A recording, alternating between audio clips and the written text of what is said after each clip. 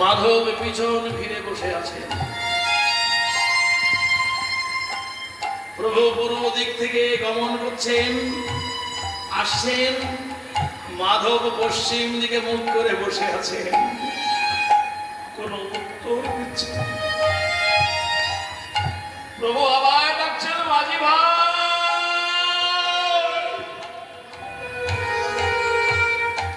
মাঝি ভাই,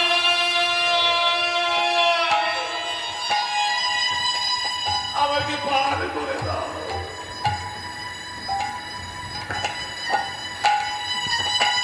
মাধবের নয়ন দুটি ছোলো ছোলো করে উঠে বলল, আমি দিনহীন কাগাল, তুমি আমাকে এত মান দিলে প্রভু?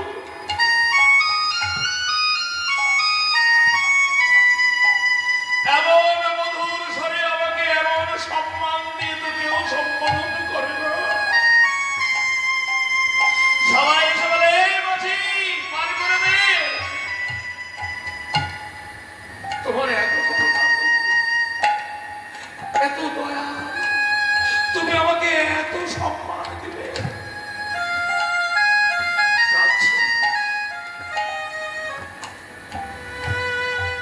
প্রভু আবার ডাকছেন, মাঝি ভাই।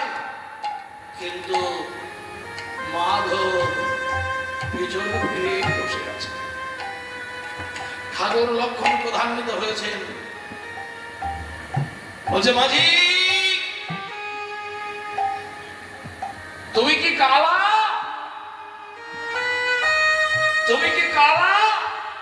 প্রভু আমার তোমাকে এত করে ডাকছে, তুমি কোনো উত্তর দিচ্ছ?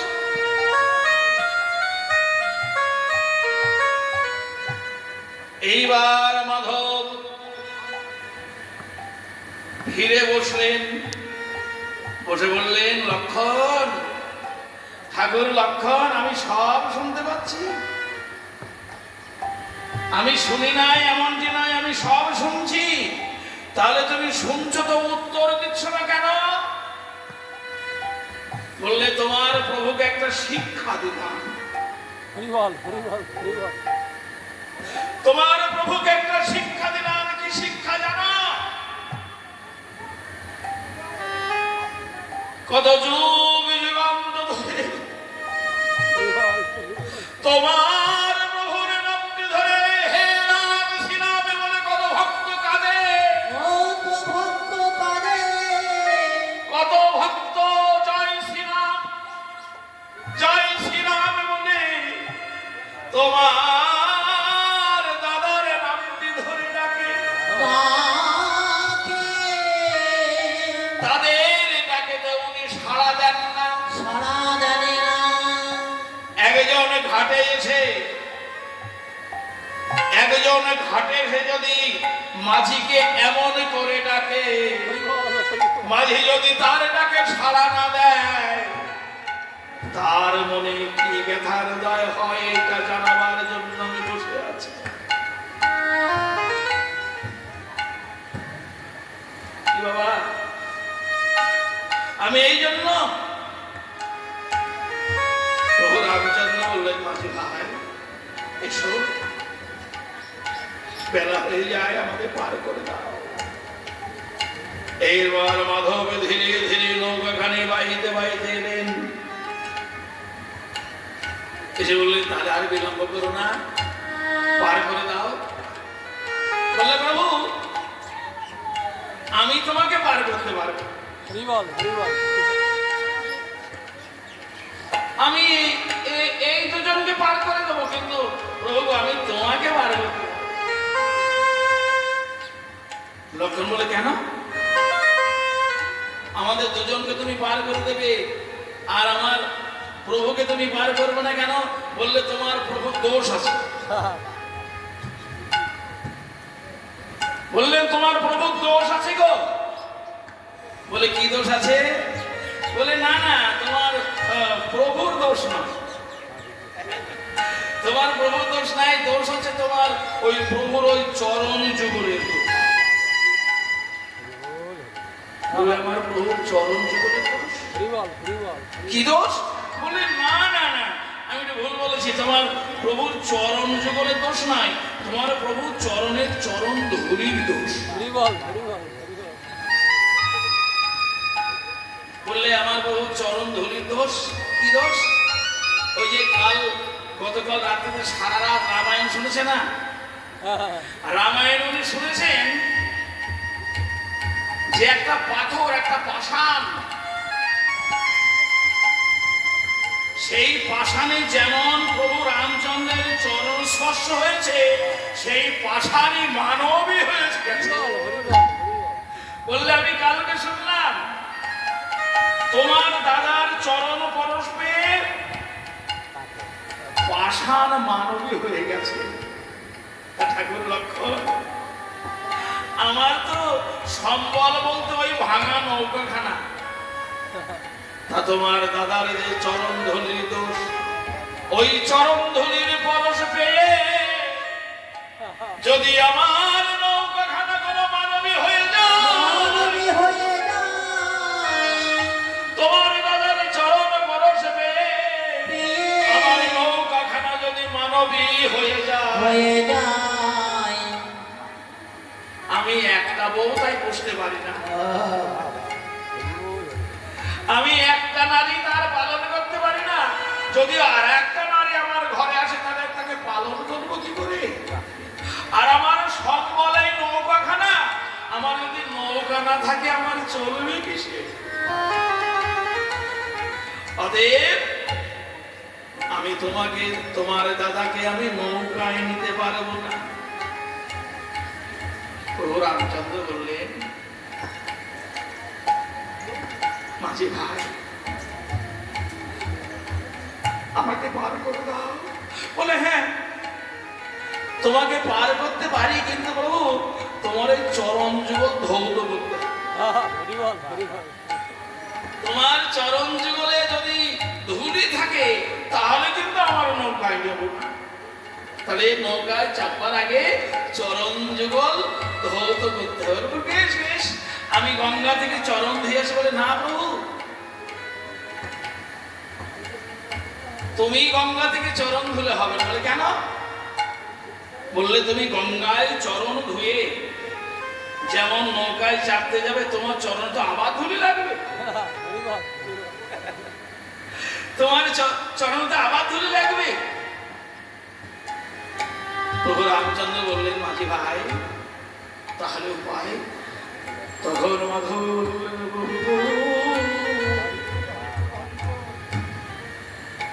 আমি নিজ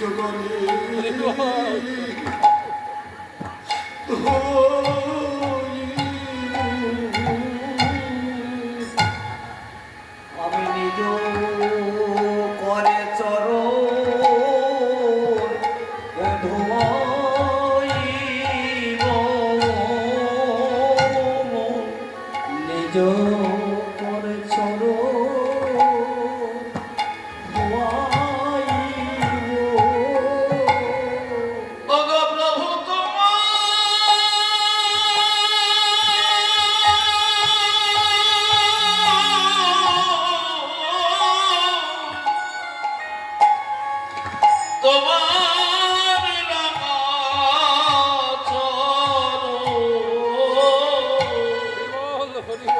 আমি নিজ করে ধোয়াইব।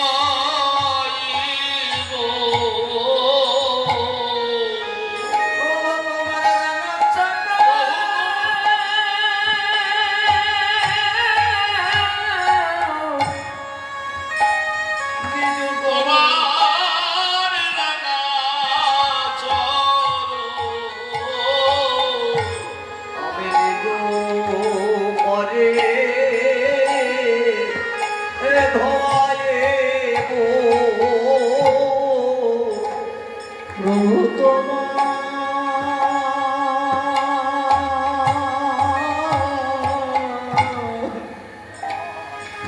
রাঙা চরণ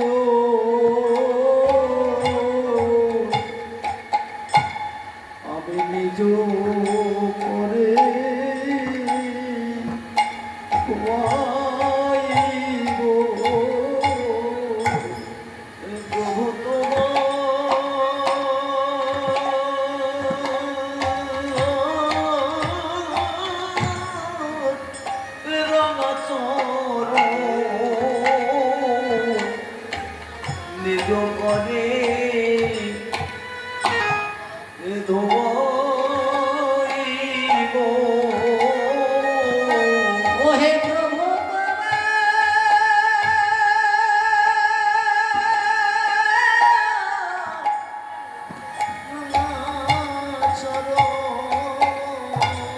আমার মনোবাসনা পুরাইব বলি প্রভু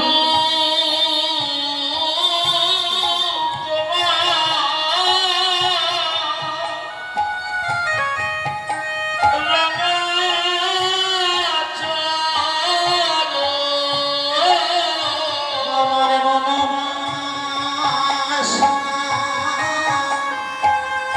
আমি পুরাইব তোমার রাঙা চরণ আমি ধোয়াইব আমার মনোবাসনা পুরাইব আমি রাঙা চরণ ধোয়াইব আমার মনোবাসনা প্রভু পুরাইব তোমার রাঙা চরণ আমি ধোয়াইব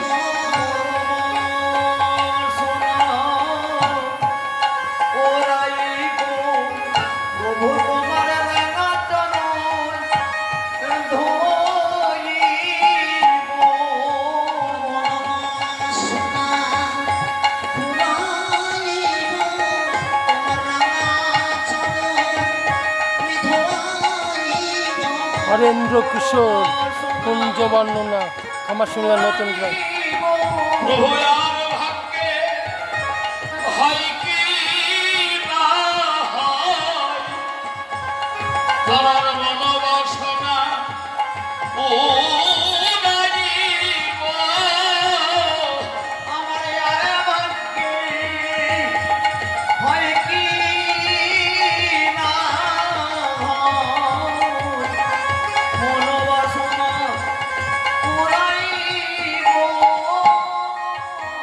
আর ভাগ্যে আমার হয় কি না হয় মনোবাসনা পুরাইব আমার আর ভাগ্যে হয় কি না হয় মনোবাসনা পুরাইব আমার আর কি ভাগ্যে হয় কি না হয় বহু ভক্ত ভরে পেয়েছিল আরে ভাগ্যে হয় কি না হয় পেয়েছিল আরে ভাগ্যে হয় কি না হয়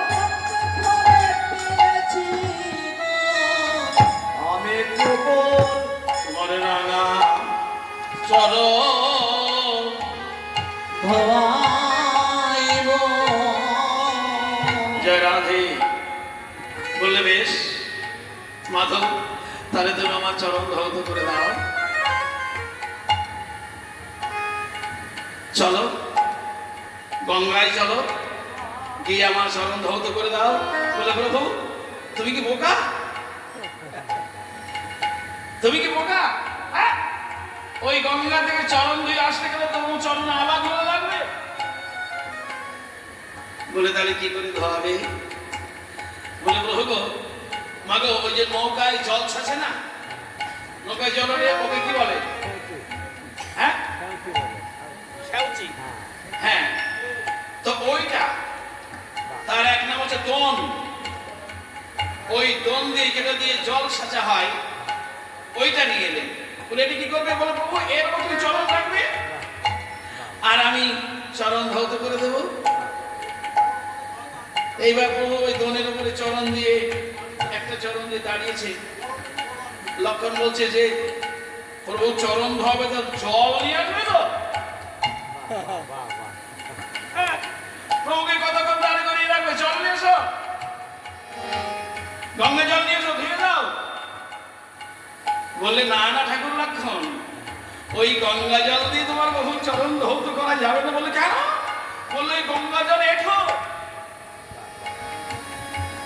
হ্যাঁ, ওই গঙ্গা জল এঠে এঠো জলে কখনো প্রভু চরণ ধৌত হয় বললে মাঝি ভাই তাহলে তুমি শুদ্ধ জল কোথায় পাবে তখন মাধব করো জলে বলছে আমার নজরে জলে অভাব নাই গো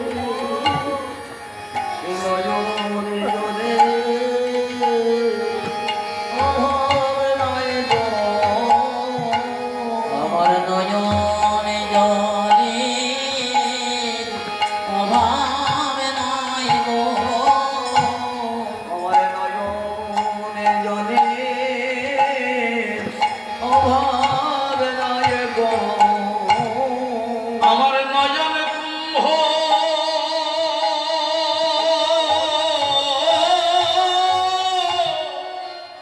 পূর্ণ আছে।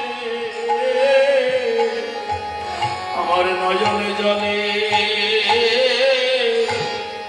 অভাব নাই গো। আমার নয়ন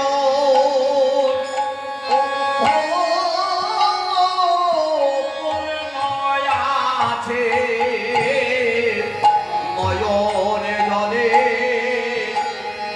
অভাব নাই গো আমার নয়নে কুম্ভ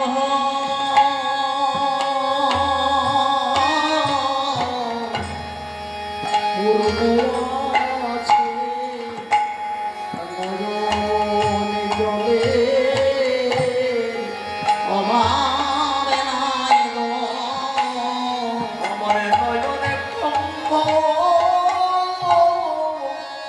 পুরে নয়া আছে আমি নয়নে জলে চরণ ধোয়াইব। প্রভু নয়ন আমার নয়ন কুম্ভ পূর্ণ আছে। নয়নে জলে অভাব নাই ধোয়াইব।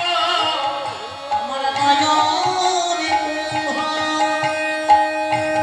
পূর্ণ আছে নয়নে জলে ভবানী নয়ন কুম্ভ পুরে নয়া আছে আমার নয়ন জলে অভাব নাই গো আমার নয়নে কুম্ভ পূর্ণ আছে নয়নে জলে অভাব নাই গো নয়নে কুম্ভ পুরে নয়া আছে আমার নয়নে জলে অভাব নাই গো আমি নয়ন জলে চরণ ধোয়াইব। আমার নয়ন জলে অভাব নাই গো।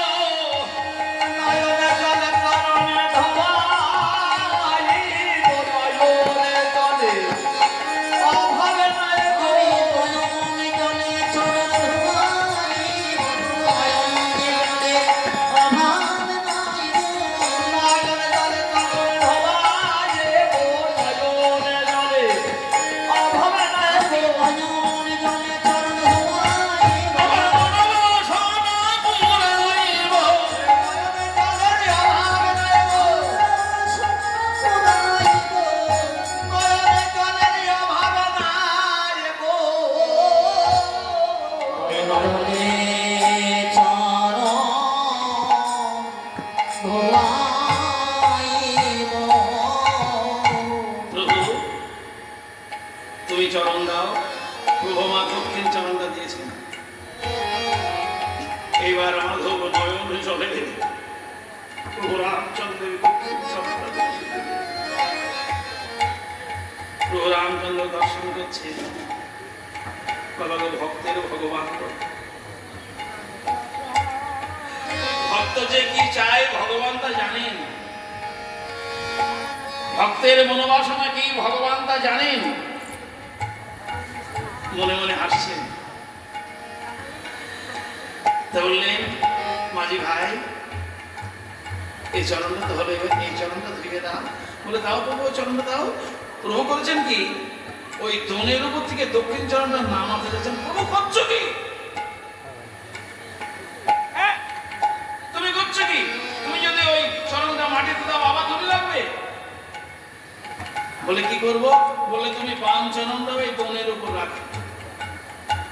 ছোট্ট জায়গা তো, কোন রকমে চরণ ধরে রেখেছে, কিন্তু ওই টলমল টলমল করছে, ভালো করে দাঁড়াতে পারছে না। বললে প্রভু তুমি কি পাগল, তুমি কি বোকা? বলে কেন? ঠাকুর লোক রেগে যাচ্ছে, দাদাকে বোকা বলছে। বলছে মাঝি ভাই তুমি বাক্য সংযত করো, কি বলছো? বলে হ্যাঁ গো, তোমার দাদা তো মূর্খ বোকা। বলে কেন? বললে যে ছোট জায়গার উপর দাঁড়াতে পারছে না, তা তোমার দাদা কি ওই পর দুটি আমার মাথার উপর দিয়ে ধরতে পারছে না? হ্যাঁ, যদি আমার মাথায় ওনার কর দুটি দেয় তাহলে তার টলাটলি হয় না। ভগবান রামচন্দ্র বললে ওরে ভক্ত, তোমার মতো করে যদি কেউ চায় আমি কি না দিয়ে থাকবো? ভগবান রামচন্দ্র সেই জগৎ মঙ্গল কর দুখানি মাধবের মাথার হৃদয় গৌর হরি। ভগবানের হাত যদি কোনো ভক্তের মাথায় পড়ে, বলো তার কি কোনো অভাবে থাকে? তার কি কোনো অভাব থাকে? কর যদি মাথায় পড়ে, তার কি কোনো অভাবে থাকে? একবার বদন ভরে হরি বলো, মদন ঘরে হরি বলো, মদন ঘরে হরি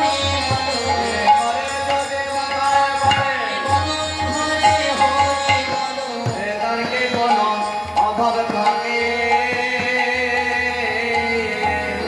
এইবার মাথায় হাত দিয়ে দাঁড়িয়েছেন।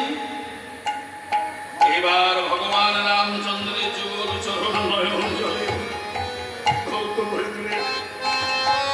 বললেন প্রভু আমি কিছু চাই না, আমি কোনো ধন চাই না, কোনো সম্পদ চাই না, তুমি কৃপা করে চরণে রেখো। কৃপা করে চরণে রেখো।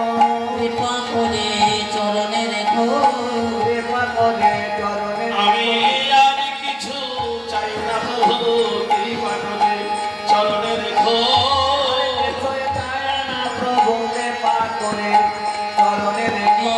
আর কিছু চায় না প্রভু। আর ওই চরণের দাস করে হরিয় চরণের দাস করে,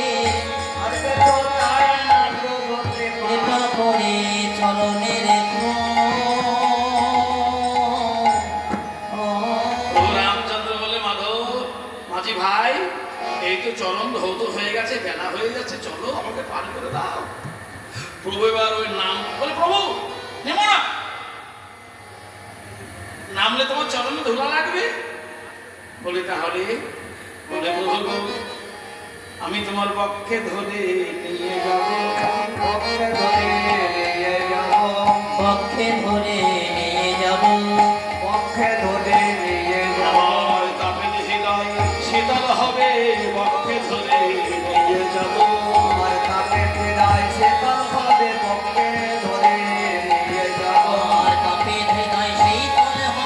আর মনোবাসনা পূর্ণ হবে, আর মনোবাসনা পূর্ণ হবে। আর পক্ষে ধরে নিয়ে যাব। এবার মাধব পাটনি কি করলেন? প্রভুকে বুকের মধ্যে জড়িয়ে ধরে নিয়ে চলেছিলেন। ভক্তের নয়ন জলে ভগবানের অঙ্গ সিঞ্চিত হচ্ছে, ভগবানের নয়ন জলে ভক্তের অঙ্গ সিঞ্চিত। ভক্ত ভগবানের যে মহামিলন, মিলনানন্দ ভক্ত ভগবান সকলে। এইবার নৌকায় চাপালেন, বললেন প্রভু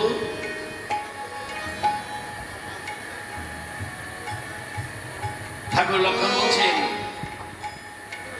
যে মাঝি ভাই এই তো আমরা সকলে নৌকায় চেপেছি, তা বিলম্ব কেন? চলো। এবার ধীরে ধীরে নৌকাটি ছাড়লেন।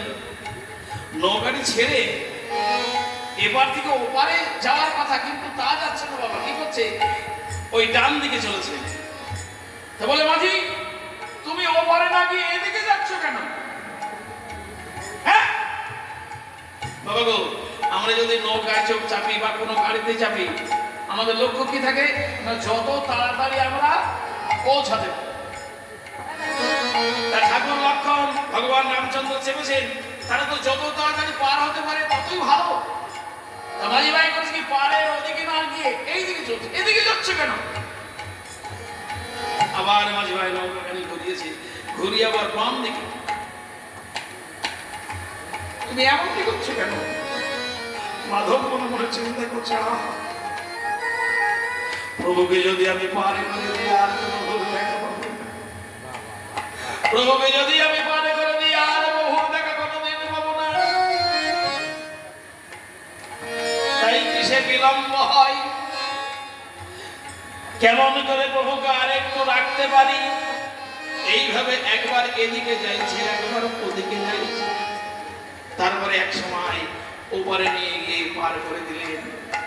প্রভু নৌকা থেকে নামলেন, নেমে বলছে, মাঝি ভাই তুমি আমাকে পার করে দিলে, কিন্তু আমি বনবাসী, আমার তো কোনো করি না। পার হলে তো কিছু করি দিতে হয় নাকি বাবা? আমার তো কোনো করি নাই,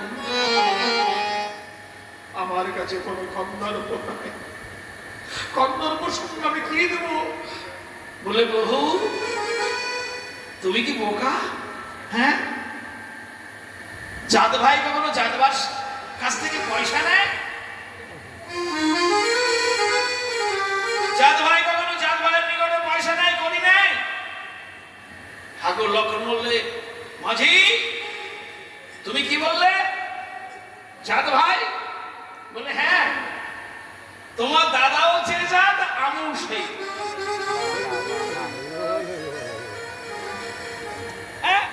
জাত ভাইয়ের কাছে কেউ করি নাই? বলে কেমন? বললে তোমার দাদাও মাঝি আমিও মাঝি। একজন মাঝি হয়ে মাঝির কাছ থেকে আমি কেমন করে করিনি? আজকে তোমার দাদা আমার নৌকায় পার হচ্ছে, একদিন আমি তোমার দাদার নৌকায় পার হবো, সদ্গত হয়ে যাবো।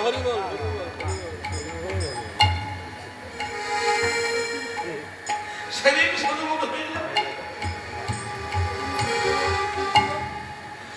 করজোড়ে মাথা বললে, প্রভু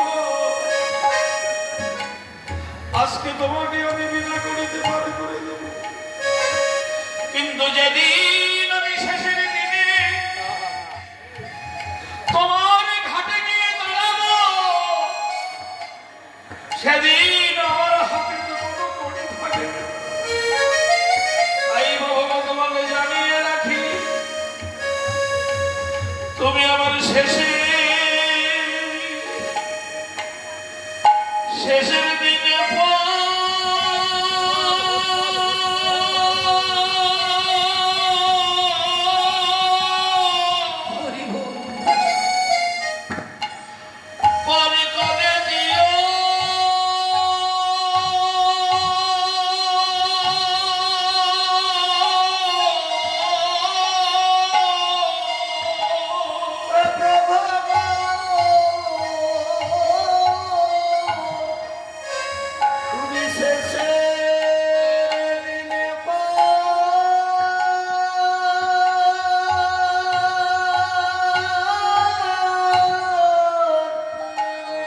করে দিও।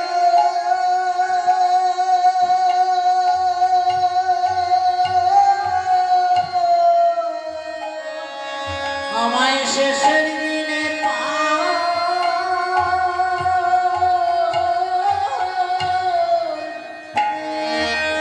পার করে দিও।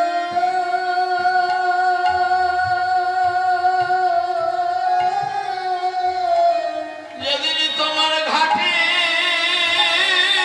গিয়ে আমি তোমার ঘাটে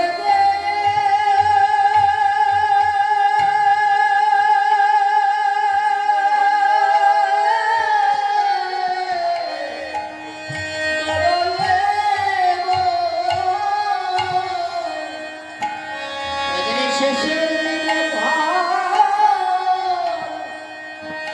আমায় করে দিও। যেদিনে ঘাটে যেয়ে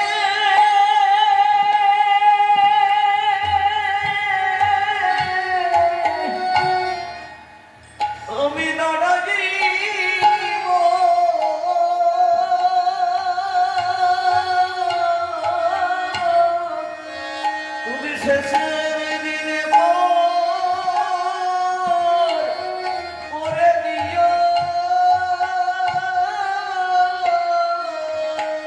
তোমার ঘাটে গিয়ে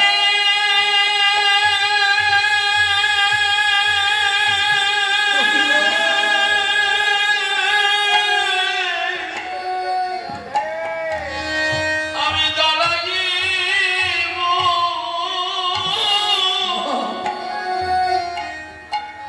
দিনের শেষের দিনের বন্ধু ওগো বন্ধু তুমি সেই শেষের দিনে করে দিও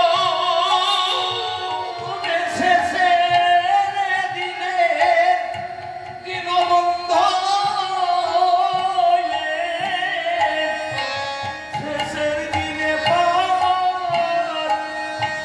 করে দিও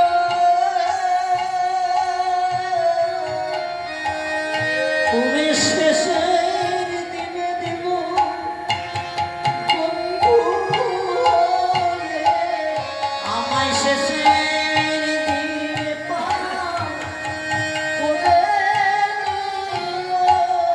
শেষের দিনের দিন বন্ধু হয়ে বলে সেদিন সঙ্গের সাথী আমার কেউ রবে না। আমার শেষের দিনে পার করে দিও। যেদিন সঙ্গে সাথী আমায় কেউ রবে না শেষের দিনে পার আমায় করে দিও। শেষের দিনে আমার কেউ রবে না প্রভু শেষের দিনে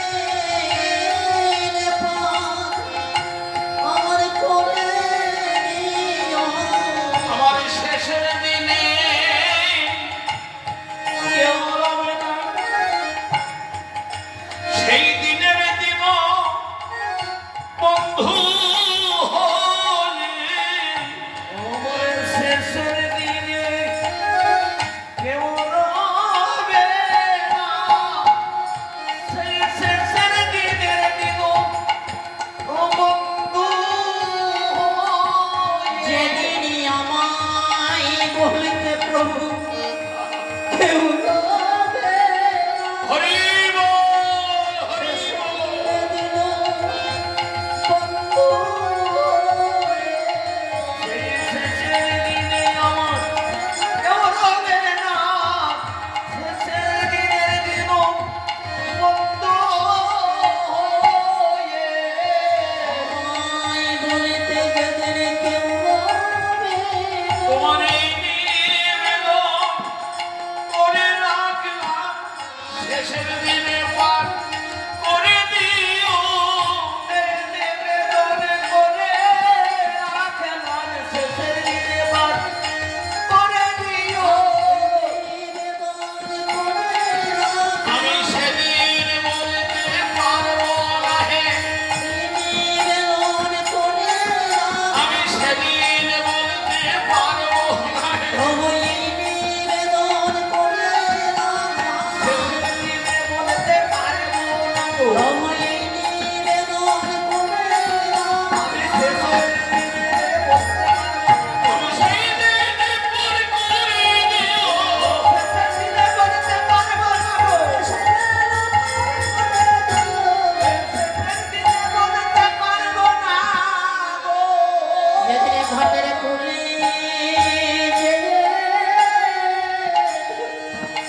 প্রভু দাঁড়াইব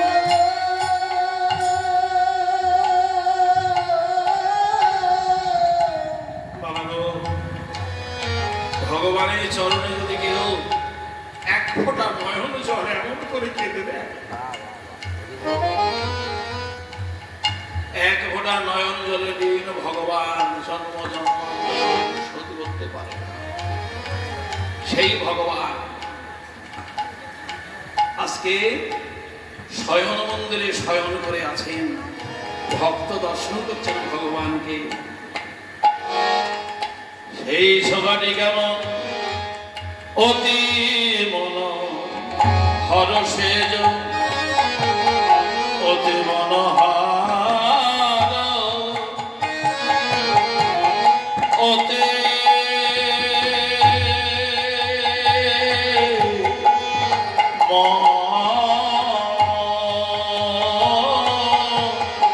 অতি হরসেজ, বিচিত্র বা লিসে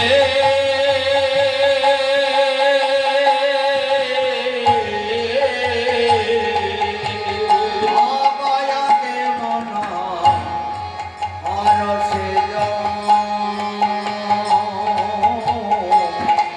বিচিত্রবাদ দেশে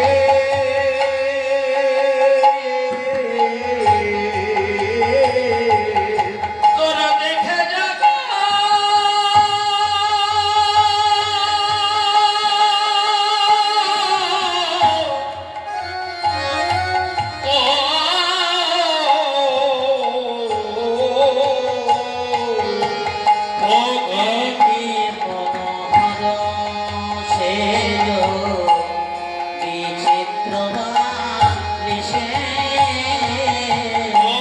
বাসুদেব ঘোষে দেখে মনের হরিষে, বাসুদেব ঘষে দেখে মনের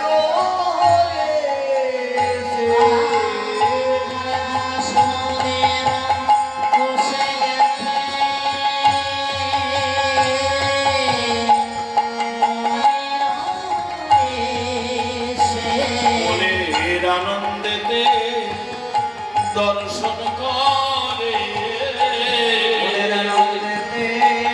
দর্শন মনের আনন্দেতে দর্শন করে রসরাজ রতি খানি, মনের আনন্দেতে দর্শন করে। রসরজ রতে খানে মনের আনন্দ দেতে দর্শন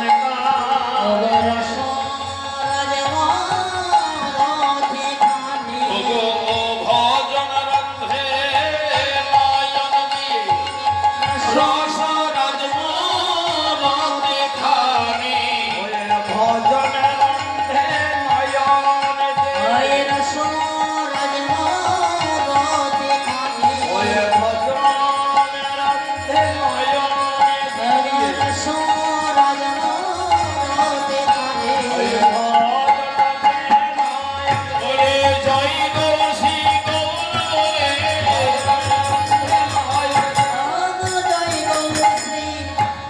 গৌরে, আনন্দেতে দর্শন করে আর বাসুদেব বসে দেখে মনের হরিষে আজ মনের হরিষে রে এ বাসো দেখে মনের হরিষে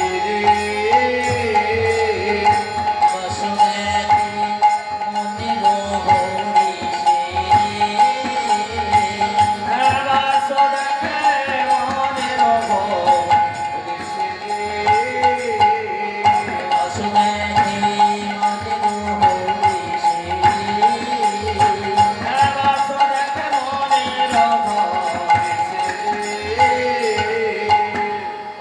বাসুদেব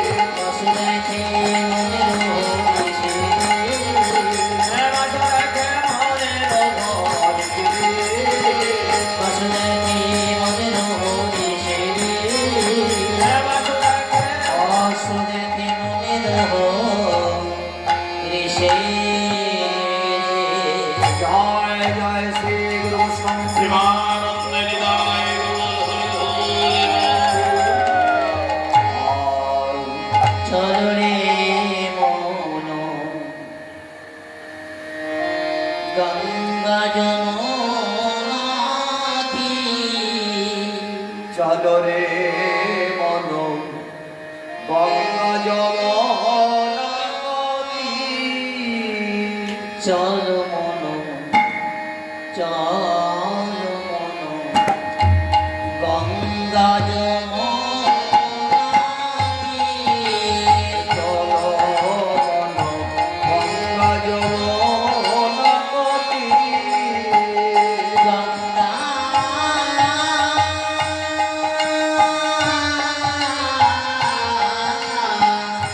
গঙ্গা যমুনা নির্মল পানি হে গঙ্গা যমুনা নির্মল পানি গঙ্গা যমুনা নির্মল পানি হে গঙ্গা যমুনা নির্মল পানি শীতল দশমী চলো রে মন গঙ্গা যমুনা চলো রে মন গঙ্গা যমুনা নদী মহেশী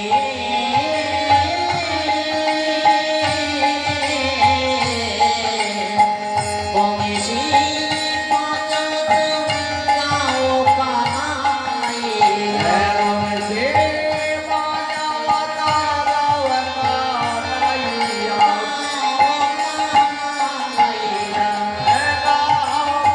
এগামানাইয়া মহেশী পদত নাচ কানাই এবং সে মানবতা রাওয়ানাইয়া সঙ্গে নিও অলপি চলো রে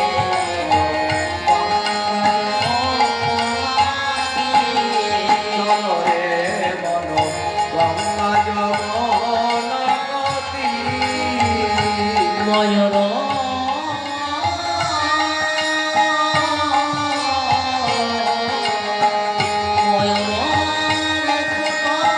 পিতাম্বর সোরে হে ময়ূর শোভে ময়ূর পিতাম্বর সোরে হে ময়ূর শোভে কুণ্ডল ছল পতাই চলো রে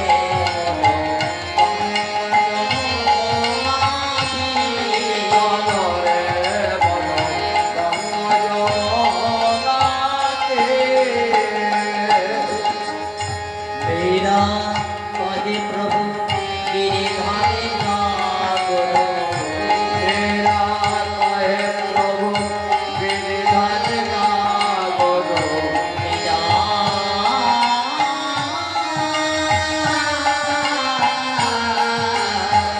মেরা কহে প্রভু গিরিধারে নাগর গিরিধারে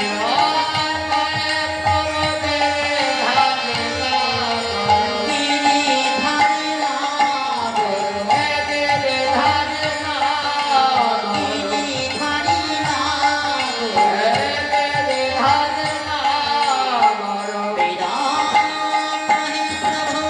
গিরিধারে নাগর মেরা কহে প্রভু গিরিধারে নাগর চরণ কমল পনসী চলো রে গঙ্গায় মহানদী চলো গঙ্গায় মহনা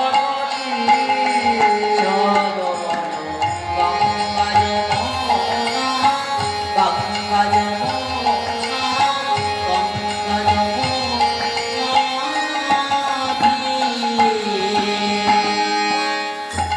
জয় শ্রী রাধে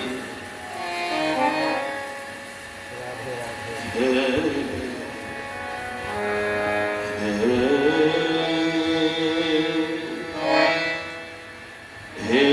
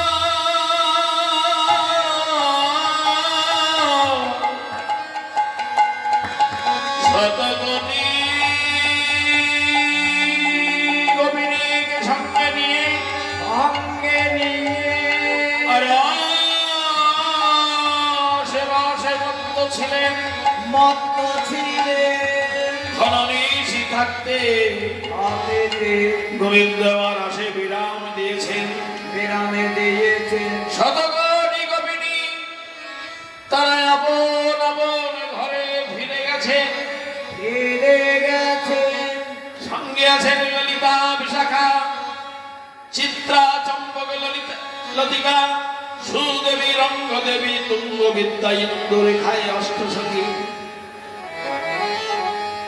ললিতা বিশাখা সখীগণ রাধা গোবিন্দের বিলাস হবে বলে কুঞ্জখানি সুন্দর করে সাজিয়েছেন।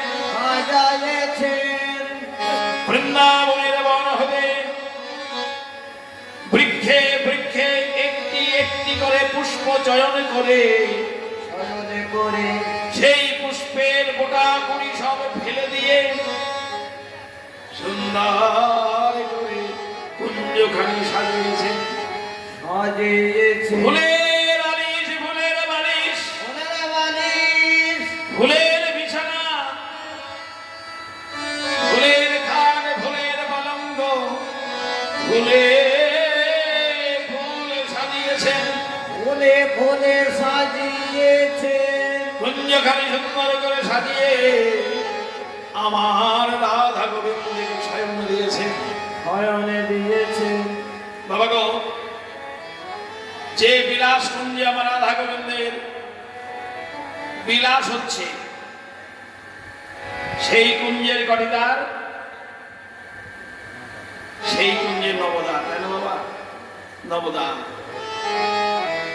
অষ্টদ্বারে অষ্ট সখী অষ্ট সখী আর মূল দ্বারে যোগমায়া। মনেদারে যোগে মায়া হরে কৃষ্ণ বাবা। নটা দ্বার, আটটা হচ্ছে গবাক্ষরন্ধ্র আর একটা হচ্ছে সিংহ দুয়ার। অষ্টরন্ধ্রে অষ্ট সখী সেই দ্বার রক্ষা করছে এবং যে মূল দ্বার সেই মূল দ্বারে আছে আমার যোগমায়া। বাবা গো,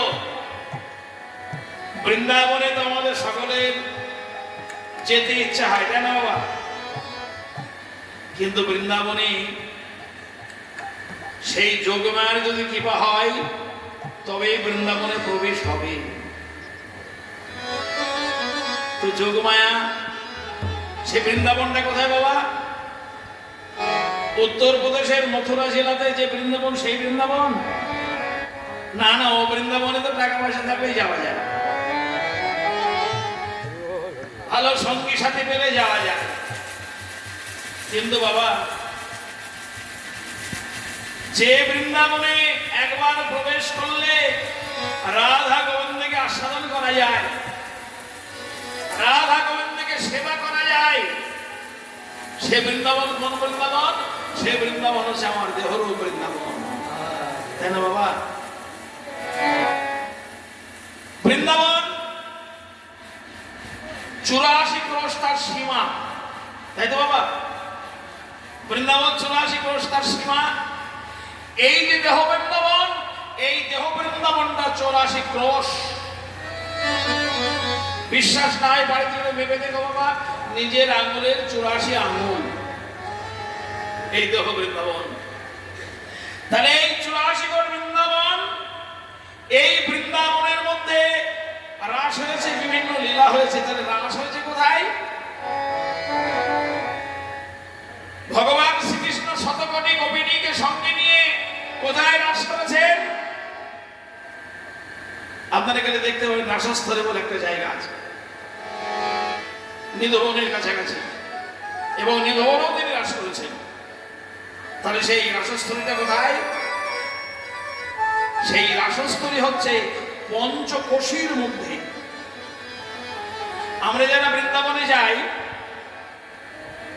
কেউ কেউ 84 ক্রোশ বৃন্দাবন পরিক্রমা করি আমরা, তাই না বাবা? ভক্তরা যারা না পারে তারা অন্তত পঞ্চকোশী পরিক্রমা করে।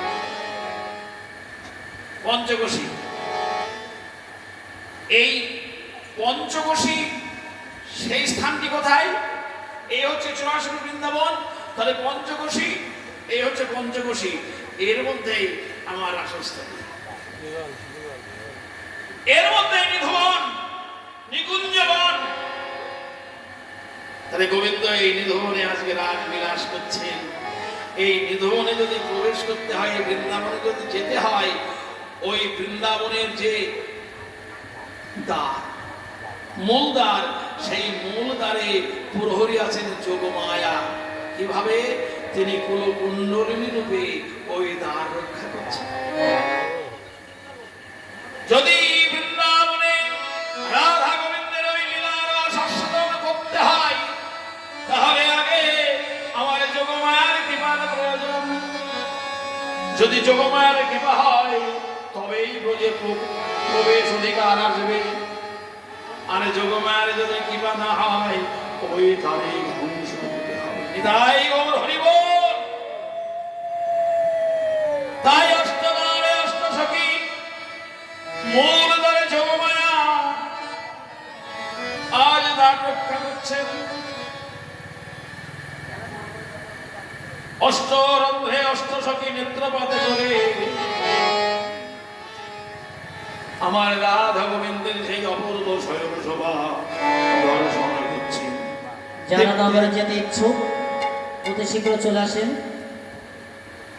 যারা নগরে যাবেন অতি শীঘ্র চলে আসেন এখানে।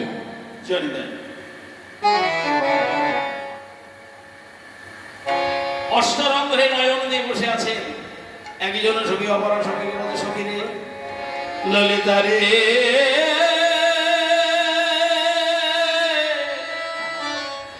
একবার আমার রন্ধ্রে নয়ন দিয়ে দেখে যা, আমার রাধা গোবিন্দ কেমন আনন্দে বিলাসে আছে। বিলাসে বিশাখা বললে, ললিতারে আমি তোর দ্বারে যাব কেন, তুই একবার আমার দ্বারে এসে দেখে যা, আমার রাধা রানী কৃষ্ণ পক্ষ বিলাসিনী কেমন সোহাগ ভরে প্রাণ বল্লভের কণ্ঠকে ধারণ করে শয়নে করে আছে। বাবা গো, একটা প্রশ্ন কিন্তু আমাদের মনে জাগে। দুটি মানুষ একটি ঘরের মধ্যে একে অপরকে জড়িয়ে ধরে শুয়ে আছে, তা যে জানলা দিয়েই দেখো না কেন সেটা একই দেখা যাবে নাকি?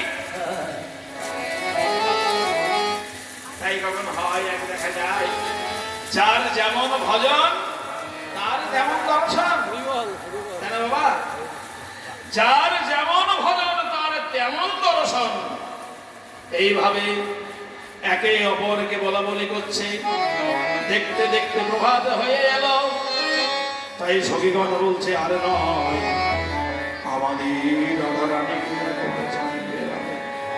তাই সখীগণ জাগাইছে, কেবা জাগো বৃষ ভাননন্দিনী মোহন যুব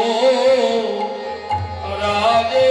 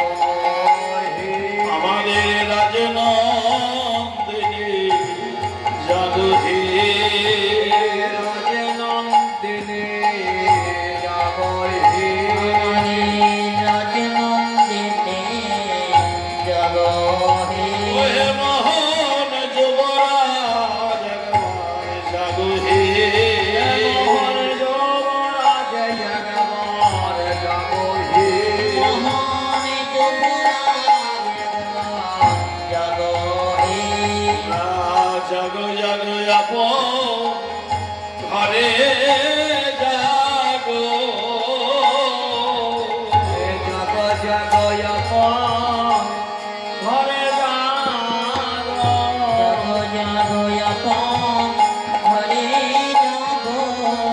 মায়ার ঘুমায়ে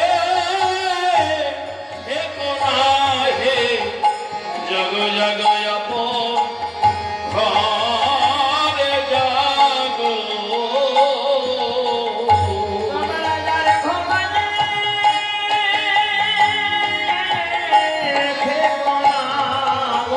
মায়ার বালিশ মাথায় দিয়ে আরে ঘুমায়ে থেকো না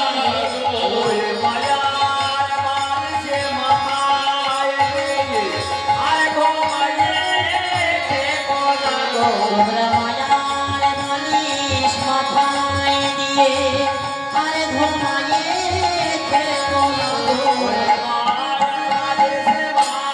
ওগো কামনার শয্যা পেতে কামনারই শয্যা পেতে আর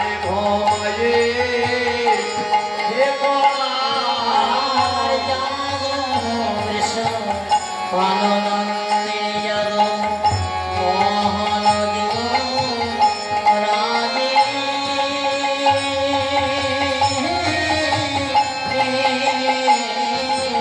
জাগো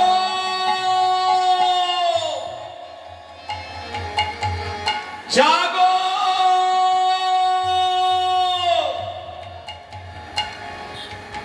কাকে জাগতে বলছে বাবা মাগো কাকে জাগতে বলছে রাধারানীকে গোবিন্দকে কাকে জাগতে বলে বাবা জাগতে বলে কাকে যে ঘুমায় তাই তো যে ঘুমায় তাকে বলে ও জাগো ওঠো কিন্তু যে ঘুমায় না তাকে তো জাগানোর কোনো প্রশ্নই না তাহলে ঘুমিয়েছে কি রাধা গোবিন্দ না বাবা ঘুমিয়ে আছে জগৎ জীব মায়ার বালিশ মাথায় দিয়ে কামনা বাসনার শয্যা বেঁধে জগৎ জীব ঘুমিয়ে আছে তাই বলছে জাগো তোমরা একবারে জাগো একদিকে লীলা একদিকে তো জীব শিক্ষা দেন বাবা ওই দেখো অকরণ পালয়ন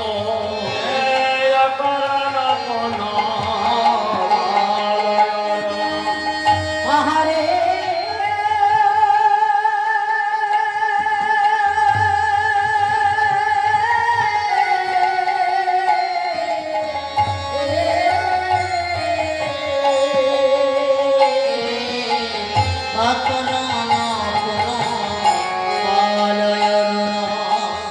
উদিত মুদিত কোমদ বদন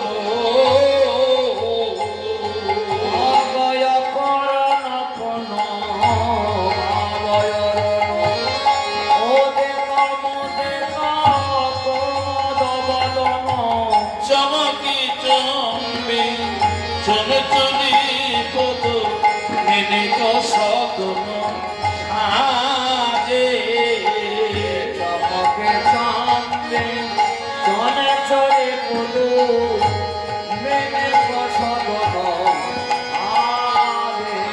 আর চমকে চমকে চঞ্চলে পদ মেনে সদর সাদে চম্বন করে চম্পল করে ভ্রমর চমকে উঠে চম্বন করে আমার চমকে ওঠে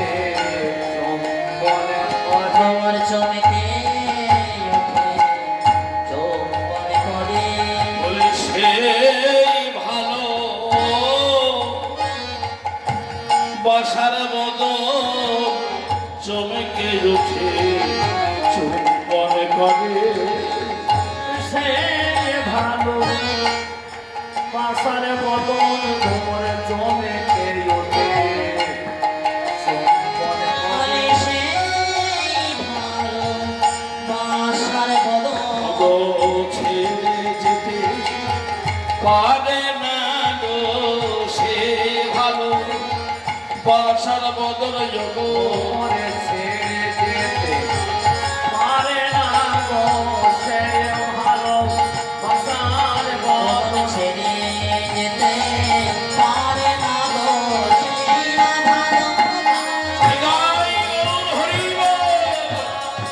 আর সে ভালোবাসার বদন ছেড়ে যেতে পারে না গো ভ্রমর চমকে ওঠে চম্বল করে ওগো চমকি চুম্বি চঞ্চলি পুতু মিনিত সদন আরে অকর্ণ পুন বাল অরণ উদিত মোদিত কুমুদ বদন।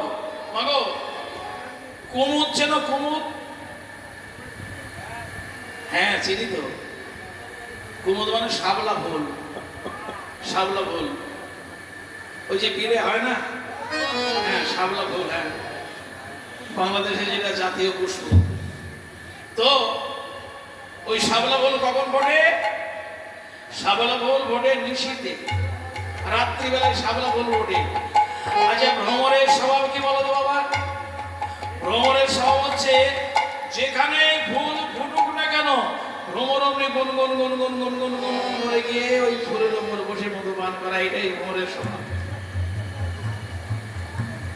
কিন্তু বাবা ভ্রমরের স্বভাব মধু পান করা, কিন্তু ফুল যখন ফুটবো ফুটবো হয়, হ্যাঁ ফুল যখন কুড়ি থেকে ফুটবো ফুটবো হয় তখন ফুল কিন্তু তার ভ্রমর বন্ধুকে আহ্বান করে, বলে হে ভ্রমর বন্ধু তুমি এসো আমার বুক ভরা মধু পান করে যাও। ভ্রমর অমনি গুন গুন গুন গুন করে এসে ফুলের মুখে বসে ফুলের মধু পান করে। তা ভ্রমর আজ নিশীতে ওই কুমুদিনীর বনে কুমুদের বক্ষ পরে বসে সারা নিশি মধুপান করেছে। আরে নিশি নাই, ভোর হয় হয়। তা ভ্রমর মনে মনে চিন্তা করছে, আমি যদি এখনো কুমুদিনীর বক্ষে বসে থাকি তাহলে যে কুমুদিনী আমাকে সারা রাত মধুদানে পরিতৃপ্ত করেছে সেই কুমুদিনী আমার প্রাণ হন্তা হবে। অতএব আমাকে যদি বাঁচতে হয় তাহলে এই কুমুদিনীকে ত্যাগ করাই শ্রেয়। কিন্তু বাবা যে কুমুদিনী সর্বস্ব উজাড় করে দিয়েছে ভ্রমরকে, ভ্রমর সারা রাত মধুপান করেছে, সেই কুমুদিনীকে ছেড়ে যেতে কি প্রাণ চায়? যে আমাকে সর্বস্ব দিল তাকে ছেড়ে যেতে মন চায়? চাই না, কিন্তু যেতে হবে। না গেলে ওই কুমুদিনীর আমার প্রাণ হন্তা হবে, ওই কুমুদিনীর পক্ষে চাপা পড়ে আমাকে মরতে হবে। তাই ভ্রমর কি করছে? মনে করছে যাই, কিন্তু যাবো কি করে? তাই মনে মনে চিন্তা করলো যাবার বেলায় আমার প্রিয়তমার বদলে একটু চুম্বন করে যায়। চুম্বন করে মনে করে চুম্বন করে ভ্রমর চমকে ওঠে চুম্বন করে। ভ্রমর চমকে ওঠে চম্বল করে ভ্রমর চমকে চুম্বন করে ওগো ছেড়ে যেতে পারে না গো চমকে উঠে চুম্বন করে। ভ্রমর ছেড়ে যেতে পারে না গো বলি ওই ভালোবাসার বদল ভালোবাসার বদন পারে না গো ভ্রমর চমকে ওঠে চুম্বন করে ওগো চমকি চমবি চুনে চুনি পদ মিনিক সদন সাজে। চলে চলে পদু মেলে গো সদন পদ মিনিক সদন সাজে। পদমিনী সদন সাজে সদন সাজে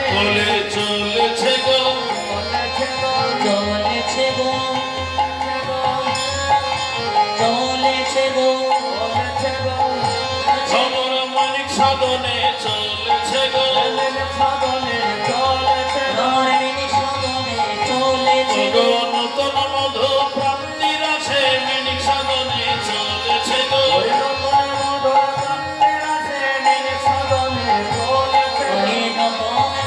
প্রান্তি ও গো গণ গণ গণ গণ গণ গণ করে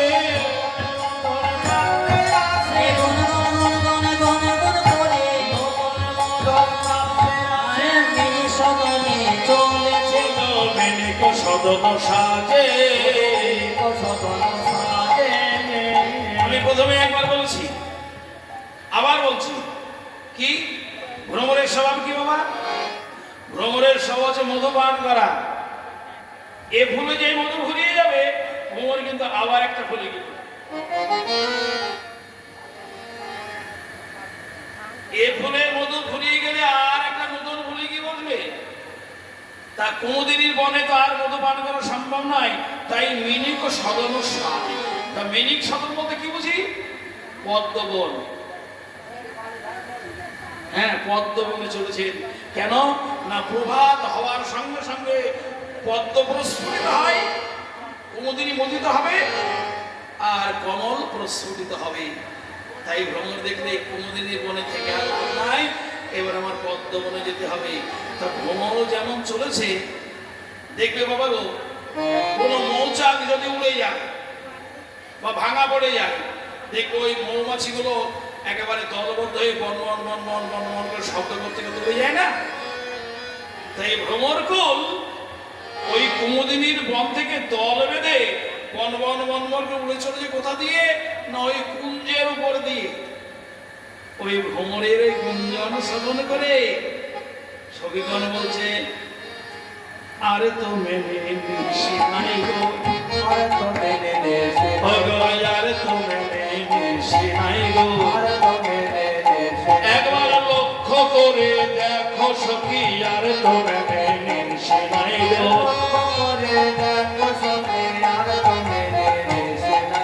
লক্ষ্য করে দেখো সখী পদ্মবনে চলেছে গো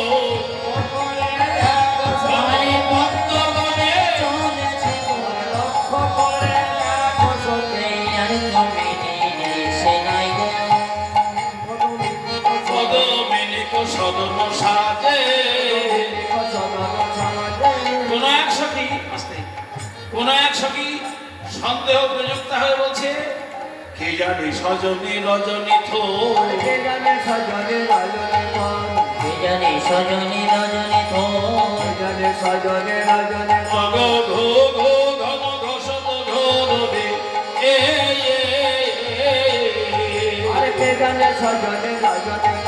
ঘো ঘো ঘন ঘসত ঘোর রে এ মগ কত জামিনী জিত দামিনী কামিনী কুললাজে কত জামিনী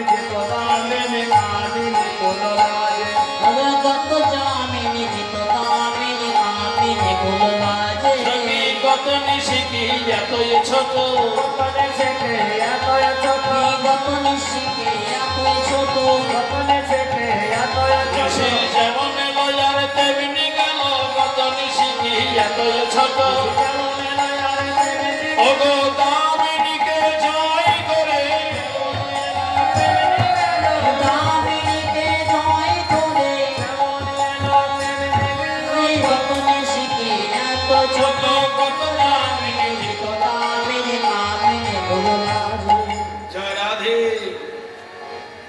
কি জানি সজনী রজনী থোর কোন এক সঙ্গে সন্দেহ হচ্ছে যে রাতটা একটু আছে নাকি একেবারে শেষ হয়ে গেল থোর মানে অল্প অল্প একটা তো রাত আছে কি জানি সজনী রজনী থোর ওই দেখো ঘু ঘু ঘন ঘসত ঘোর ঘু ঘু ঘু ঘু ঘু কোন পাখিটাকে বাবা ঘুঘু ঘুঘু তো ওই ঘুঘু ওই যে বিলাসকুঞ্জ ওই বিলাসকুঞ্জের পাশে যে বৃক্ষটা আছে ওই বৃক্ষের ডালে বসে ওই ভোর হয় হয় এমন সময় ঘুঘু ঘু ঘু ঘু ঘু এমন করে ডাকছি আর একটা বৃক্ষে বসে আছে কপত এবং কপত। মাগো বলছি কপত চেনো তোমরা? কপত পাখি চেনো? হ্যাঁ, পায়রা। একটা বৃক্ষে কপত কপতি বসে আছে। তা কপত দেখছে সর্বনাশ, ওই ঘুঘু ঘুঘু তো বুক কোটা সভা, ও সভা বুক কোটা, ও বুক করছে। তো এই শব্দ শুনে যদি আমার রাধা রানী ঘুম ভেঙে যায়, তাই কপত উড়ে গেল ঘুঘুর কাছে। রে ঘুঘু, বৃন্দাবনের পাকা ঘুঘু, হ্যাঁ তোর ঘুঘুর স্বভাব কেন নয়? বৃন্দাবনে বাস করতে ঘুঘুর স্বভাব কেন না? যেখানে হয় হরিনাম সংকীর্তন, সেই সে জানিবে মধুর বৃন্দাবন। নিতাই গৌর হরি বল। মনে কষ্ট পেও না বাবা, এই বৃন্দাবনে এসেও আমরা এক মনে এক প্রাণে রাধা গোবিন্দের লীলা কথা শুনতে পারি না, আমাদের স্বভাবটা বাদ যায় না। একজন পাশে এসে বললো, ও মাসি ভালো আছো তো? তোমার ছেলে কেমন আছে? গল্প শুরু হয়ে গেল, স্বভাবে গেল না। তো এই বৃন্দাবনে বাস করলে কি হবে? তার জাত স্বভাব, যার যা জাত স্বভাব, সে কিন্তু ময়লা যায় ধুলে। যত এই বসনটা ময়লা হোক না কেন, সাফ সোনা দিয়ে ধুলে পরে ময়লা চলে যাবে, কিন্তু খিজালত যায়। খিজালো তো যায় কবে জানো? মূলে করে। যতদিন না মরবে ততদিন খিজালত যায়। আমাদের যে জাত স্বভাব, এই স্বভাবটা মূলে যাবে, তার আগে যাবে না। তবে হ্যাঁ যাবে বাবা, যদি কোনো সাধুগুরু বৈষ্ণবের চরণাশ্রয় হয়, সাধুগুরু বৈষ্ণব যদি কৃপা করেন, সেই মহতের কৃপায় আমার এই দোষগুলো দূরীভূত হলেও হতে পারে। হলেও হতে পারে বলে একটা সন্দেহ থাকছে, কোনো সন্দেহ নাই। সাধুগুরু বৈষ্ণবের চরণ ধরে যদি মাথায় কেউ নিতে পারে, কারো ভাগ্যে মিলে, তার স্বভাব যাবেই যাবেই যাবেই। নিতাই গৌর হরি বল। যাবে, কারণ দ্রব্যগুণ বুদ্ধির অপেক্ষা রাখে না। কি? দ্রব্যগুণ বুদ্ধির অপেক্ষা রাখে না। আমি যদি এক বোতল মদ খেয়ে বলি আমি নেশা করবো না, টলবো না, হবে? হ্যাঁ, এক বোতল খেলে বাবা টলতেই হবে। তবে খেলে কেমন হয় আমি জানি না, আমি কোনদিন খাইনি তো, তবে দেখি তো খেয়ে সবাই এমন এমন করে। আগুন, আগুনে হাত দিলে জেনে হাত দিলেও পড়বে, না জেনে হাত দিলেও পড়বে। তাই না? বস্তু শক্তি বুদ্ধির অপেক্ষা রাখে না, জানি তাই। তো ঘুঘু বলছে, ঘুঘু তুই বৃন্দাবনে বাস করে তো রাধা গোবিন্দের প্রতি একটু প্রীতি হলো না?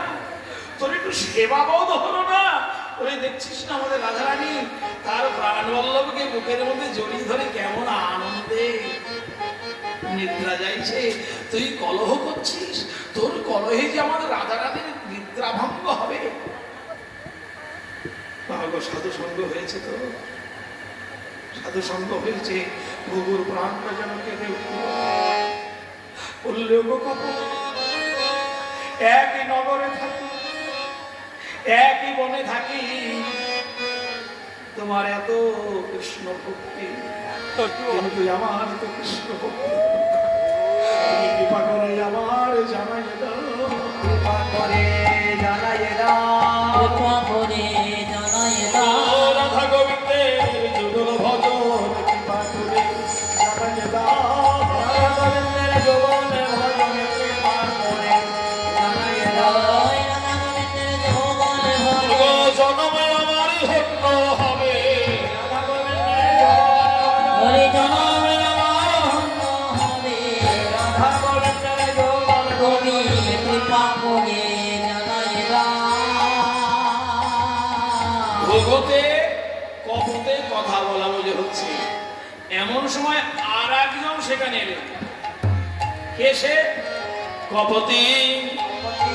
কপতি, আমি জানতে এলাম কপতি, আমি জানতে এলাম কপতি, আমি জানিতে এলাম কপতি আরে কপতি ধারে কপতি আমি জানতে গেলাম কপতি আমি জানিতে এলাম কপতি কপতি আস্তে কপতি কপতি এলেন যেমন কপতি সে কপত বলছে কপতি আমাদের ভূগতে বাদানুবাদ হচ্ছে একটা কলহ হচ্ছে আবার তুমি এলে কলহ যে বেড়ে যাবে গো তখন কপতি বললে স্বামী গো আমি এখানে কোনো কলহ করতে আসি না আমি একটি তত্ত্ব জানতে এলাম। বলো কপতি কপতি আমি জানতে গেলাম কপতি আমি জানিতে এলাম কপতি আমি জানিতে এলাম কপতি একজন সতী রমণীর কপতি সতের মনের কপতি একজন সতের মনের কপতি বললে স্বামী আমি একটা তত্ত্ব জানতে এলাম একজন সতী রমণী তার কজন পতি কপত বললে কপতি তুমি বলো তো তোমার কজন পতি যেমন বলেছে তুমি বলো তোমার কজন পতি অমনি কপতি নয়ন জলে ভেসে যাইছে বললে স্বামী তুমি আমাকে এমন নিষ্ঠুর কথা বলতে পারলে আমি যে আমার মন প্রাণ জীবন যৌবন আমার ইহকাল পরকাল সব তোমার চরণে সঁপে দিয়েছি আমি তো কোনো আন পুরুষের কথা ভাবি না তুমি এমন কথা বলতে পারলে এই কথা যেই বলেছে অমনি কপতের নয়নে জল কপত বলছে কপতি গো আমি এতদিন জানতাম আমি একজন সতী রমণীর সঙ্গে সংসার করি কিন্তু এতদিনে জানলাম তা নয় তা নয় আমি একজন অসতীর সঙ্গে ঘর করি কপতি বললে স্বামী কি কথা বলছো আমি তোমাকে ছাড়া জানি না আমি অসতী বলে হ্যাঁ কি বাবা একজন স্বামীর ঘর করলে অসতী হয় আর দুজন স্বামীর যে ঘর করে সে হচ্ছে জগতে সতী বললে আমি তো বুঝতে পারলাম না তোমার তত্ত্বটা তখন কপত বলছে ও গো ঘরে যে রয়েছে পতি ও কথা বলো না ও কথা বলো না ঘরে যে রয়েছে পতি ও কথা বলো না সেই নিত্যপতির সঙ্গে কি এই জনিতের তুলনা সঙ্গে গিয়ে সেই নিত্য পতির সঙ্গে গিয়ে অনিত্যের তুলনা ঘরে যে রয়েছে পতি বাবা গো সতরমণিকে যেজন দুজন পতির ঘর করে তাহলে দুজন পতির ঘর বলতে আমার ঘরে একটা স্বামী আছে আর পাড়ার একটা ছেলের সঙ্গে প্রেম করলাম সেই স্বামী তা নয় বাবা একটা পতির মধ্যে দুজন পতি আছে এক হচ্ছে আমার দেহপতি আর এক হচ্ছে মূল বিন্দু রূপে আমার গোবিন্দপতি বিন্দু রূপে আমার গোবিন্দপতি যে জন্য এই দেহপতির সেবা করতে গিয়ে আমার গোবিন্দকে টলিয়ে দেয় সে হচ্ছে মহা অসৎ হ্যাঁ এই দেহপতির সেবা করতে গিয়ে যে মূলপতি গোবিন্দকে টলিয়ে দেয় সে হচ্ছে অসতী তাই বললেন ঘরে যে রয়েছে পতি এ কথা বলো না কথা বলো না ঘরে যে রয়েছে পতি ও কথা বলো না সেই নিত্যপতির সঙ্গে কি এই অনিতের তুলনা নিত্য পতির সঙ্গে গিয়ে অনিত্যের তুলনা তারা পতি মেরে হয় সধবা হয় সদবা পতি মেরে হয় সদবা তারা বিধবতা বুঝতে না রে পতি মেরে হয় সধবা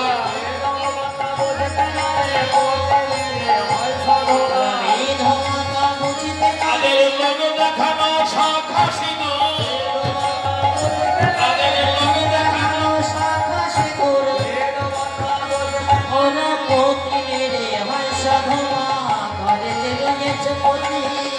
কথা বলো না কিন্তু মনে সঙ্গে নিয়ে অনেকের তুলনা হরে কৃষ্ণ বাবা আমরা মনে করি আমার স্বামী বেঁচে আছে, আমার স্বামী বেঁচে আছে, কিন্তু না বাবা, দিনে দিনে আমার পতিকে আমি হত্যা করছি।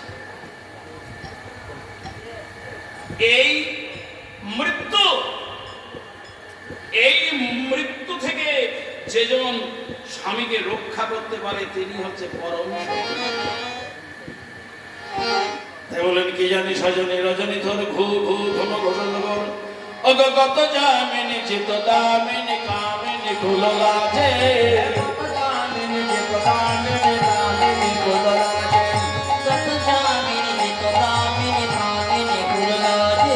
কত নিশিকি এতই ছোট সে যেমন লয়ার তেমনি গেল, কত নিশিকি এতই ছোট দামিনীকে জয় করে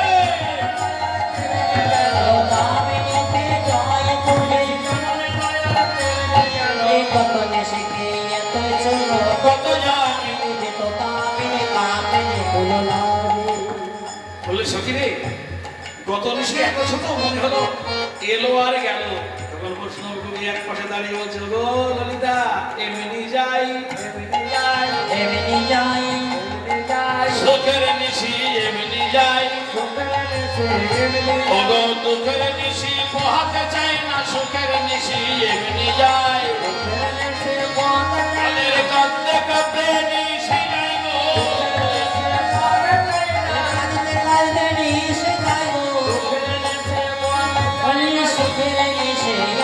ওই রকম ভোগের তো হত সুখ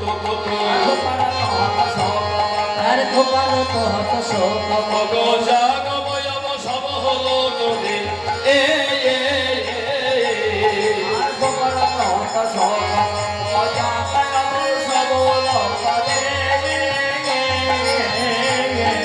কত জামিনী সারি কৌশুক পিকা কলে নিধবন ভরি গাজে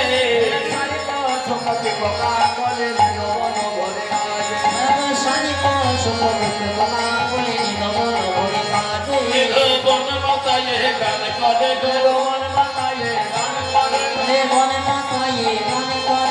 জয় রাধে গোবিন্দ বলে বন মাতায়ে গান করে গো, তাদের আনন্দ আর ধরে না গো,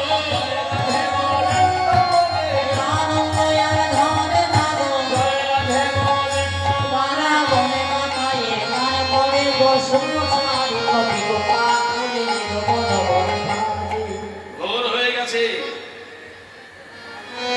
সমস্ত বনের পাখিগুল একেবারে সব কিচবিচ কিচবিচ করছে।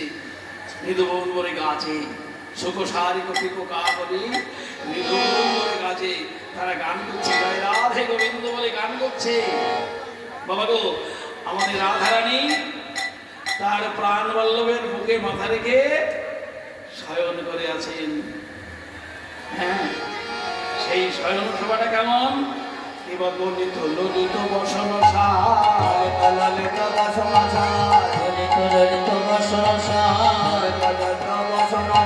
মনে যুত বেনি ফনি বিরাজ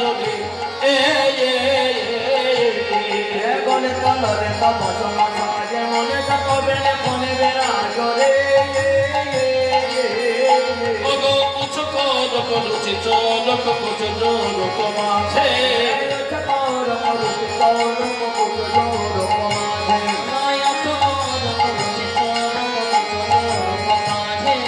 লুকায়ে যাচ্ছে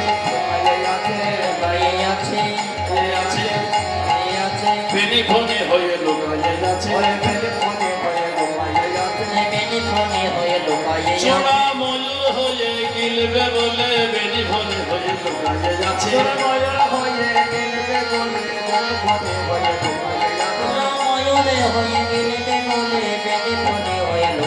এবার কুচো লোক মাঝে। হরে কৃষ্ণ বাবা বলি তো এবারে না বললে পাচ্ছি না, কারণ প্রায় 4 ঘন্টার কাছে গান হয়ে গেছে তো,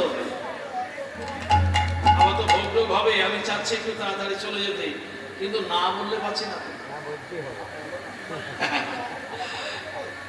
আজকে আমার রাধা গোবিন্দের মিলন হয়েছে বাবা, প্রথম মিলন। সাথে কথা নয়, প্রথম মিলন তার একটা আনন্দই আলাদা। তার রাধারানী বহুদিনের সাথ মনে ছিল, কি ছিল? যে প্রাণ বল্লভকে নিজের বুকের উপর নেবে, নিয়ে দুটি বাহুলতা দিয়ে জড়িয়ে ধরল। গোবিন্দের বদনে বদনখানা রাখবো, বক্ষে বক্ষ রাখবো, চরণে চরণ রাখবো, একেবারে সর্বাঙ্গের সঙ্গে সর্বাঙ্গ মিশিয়ে দিয়ে প্রাণ বল্লভকে বুকের মধ্যে জড়িয়ে ধরে শয়ন করবো। তো বাবা গো, ভক্ত যদি এমন বাসনা করে, হ্যাঁ যাও যাও চলে যাও। বিয়ের আবার কি করবো? চলে যাও, ঠিক আছে। তো গোবিন্দ রাধারানীর মনোবাসনা পূর্ণ করেছেন। আজকে রাধারানী তার নিজের বুকের উপরে প্রাণ বল্লভকে পেয়েছেন, কিন্তু পেলেও রাধারানীর মনোবাসনা পূর্ণ হচ্ছে না। কেন গো? যাকে পেলে আমার মনোবাসনা পূর্ণ হবে তাকে বুকের উপর পেয়েছি, তবু মনোবাসনা পূর্ণ হচ্ছে না। কেন? কারণ গোবিন্দের অঙ্গের সঙ্গে অঙ্গ ঠেকাঠেকি হচ্ছে না। কেন হচ্ছে না? কারণ রাধারানীর অঙ্গে যে বসন আছে গো, কৃষ্ণের অঙ্গেও বসন আছে।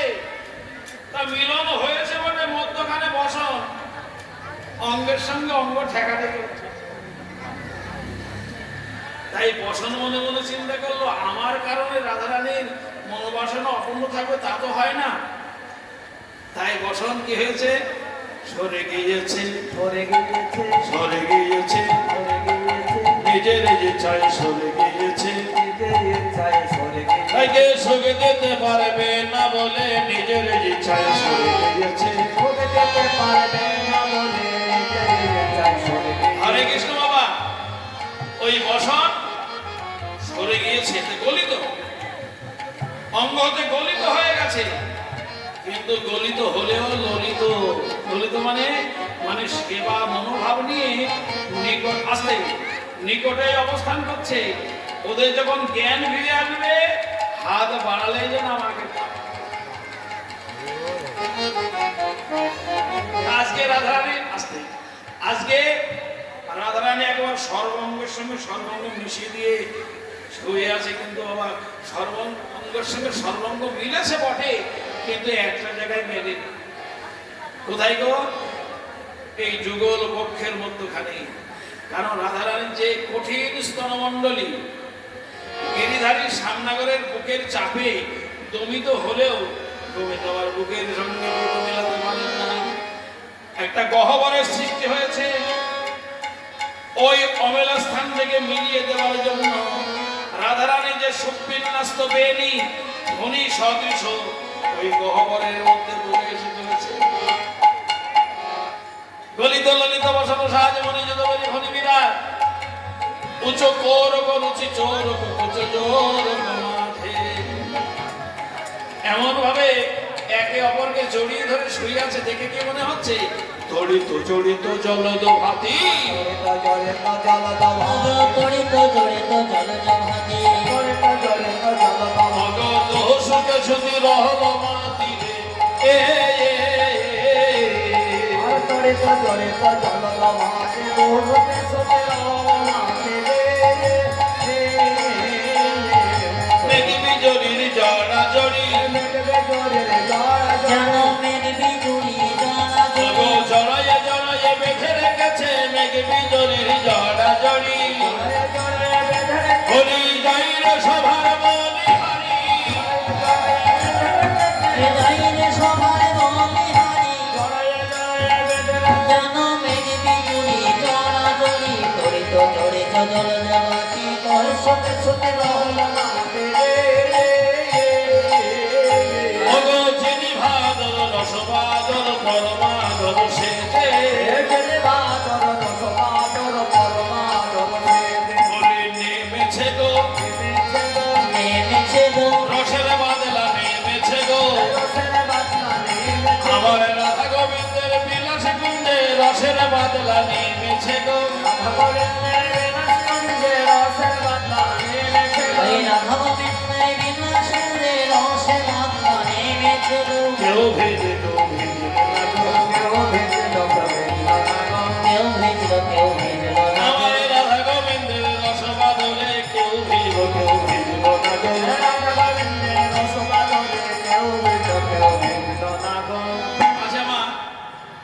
কথাটা মেনে নেওয়া যায়। ঝমঝম ঝমঝম করে বৃষ্টি হচ্ছে 7 দিন ধরে, বাদলা হচ্ছে, কেউ ভিজবে কেউ ভিজবে না, তাই হয়। প্রবল বর্ষণ তো সবাই ভেজার কথা, কিন্তু কেউ ভিজলো কেউ ভিজলো না। ভিজলো না কারা? যারা ছাতা ধরে বসে আছে, মায়ার ছাতা ধরে বসে আছে, তারা রসবাদরে ভিজলো না গো, ছাতা ধরে বসে আছে। ওগো কামিনী কাঞ্চন নিয়ে,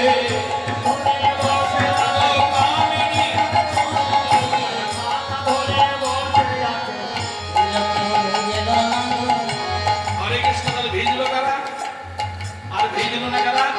যারা মায়ার ছাতা মাথায় দিয়ে বসে আছে, আমার ঘর আমার সংসার আমার ছেলে আমার মেয়ে। এখানে কীর্তন হচ্ছে, কীর্তন তারা পাবে কি করে? তারা তো সংসার মাসে মধ্যে আছে। তাহলে ভিজলো কারা? যারা শোপে দিয়ে বসে আছে, যারা শোকে দিয়ে বসে আছে, গুরুদেবে তোমার হোলামে বলে শোপে দিয়ে বসে আছে।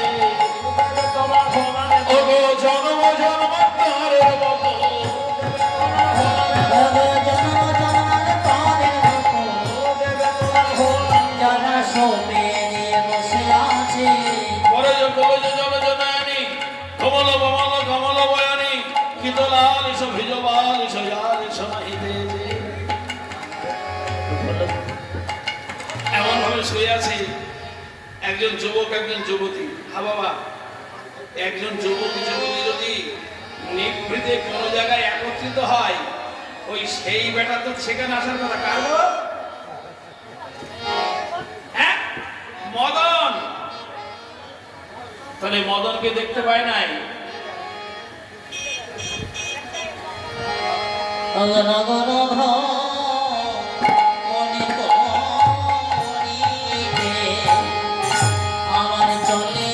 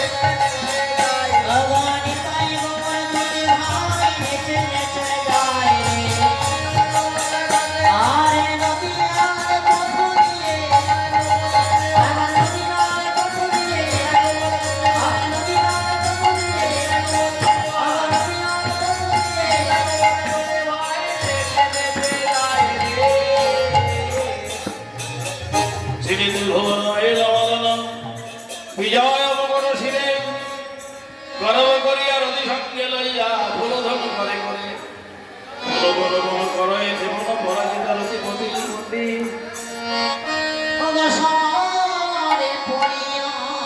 পরাজিত হইয়া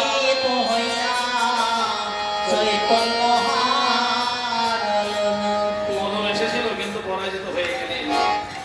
বিপদে পড়ল যুবতী বৃন্দ, গুরুজন গতি কহয় মন্দ, প্রভু জগদানন্দ সরস বিরস এখনো ঘুম ভালো না, সর্বনাশ। 12:30 বাজে এখনো রাধারানী ঘুমিয়ে আছে। আমাদের রাধারানী না জানি কি দুর্ভোগ আছে। দেবকে জাগিয়ে দাও। তখন সারি সুখ দুহ জানে উঠিয়া বিহানে,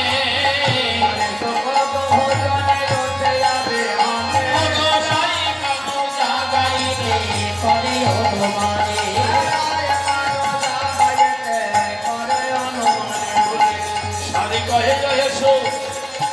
বলি হে তোমারে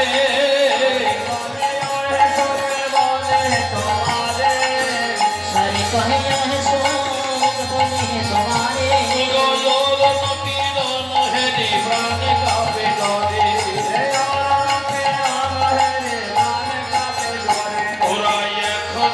জাগলো না গো দেখো কতখানি বেলা হলো এখনো তো জাগলো না গো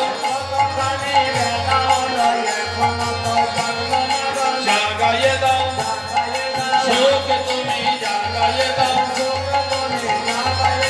শোকে তুমি জাগায়ে দাও এখনো তো জাগলো না গো সুখ তুমি জাগাইয়ে দাও সুখ বোঝার আমি পারবো না আমি তাই কি পারি আমি সুখ হয়ে কেমন করে সুখ ভাঙতে পারে আমি পারবো না সুখ সাথে রায় হলো না পবনকে বললেন পবনের দ্বারা হলো না তখন সারে বলে এক কাজ করো তুমি যা গাও তুমি তাই গাও জাগাও তুমি তাই গাও অগণি নীতি ডালে বসে যা গাও তুমি তাই গাও অগণ শারীর বচনে সুখ ঘরে যার ধনী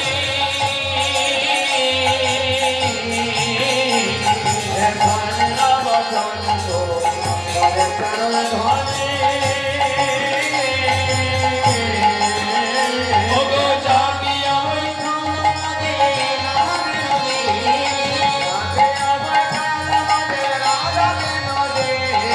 গোকুলানন্দে কহে সুখ বড় দুঃখ দিদি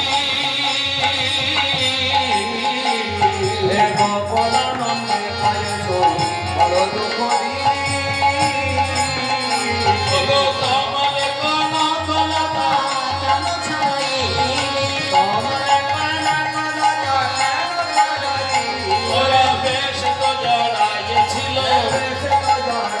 ওরা বেশ তো জড়াইছিল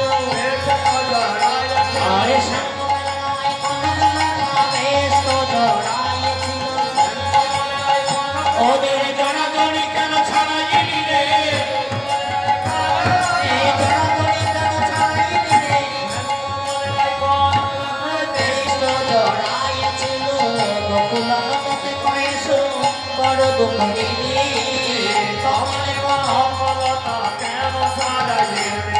এইবার রাধারানী ঘুম ভেঙেছে ঘুম ভেঙে সর্বনাশ আরো বাজতে চলেছে তখন উঠে আসে বিনোদিনী হেঁটে রজনী চমকে তো চারিভাবে যায় প্রভাত সময়ে জানি মনে শাসনকে তো মানি পদযাত্রী বিনোদিনী জগাই উঠে নাগর বলো আর এসে ভরে হলো ভূমিতে না হও অচেতন এই না গোকুলের লোকে হেন বলে যদি দেখে কি বলিয়া উঠিব বচন এই না গোকুলের লোকে কত কথা বলে মুখে ননদিনী বড় মতে করে যদি দেখে তোমার সঙ্গে কেমনে হইবে রঙ্গে তবে কি রইতে দেবে ঘরে আমার বাপ ও শ্বশুর কুল দুই উচ্চ সমতল তাই বলাই কুলের কামিনী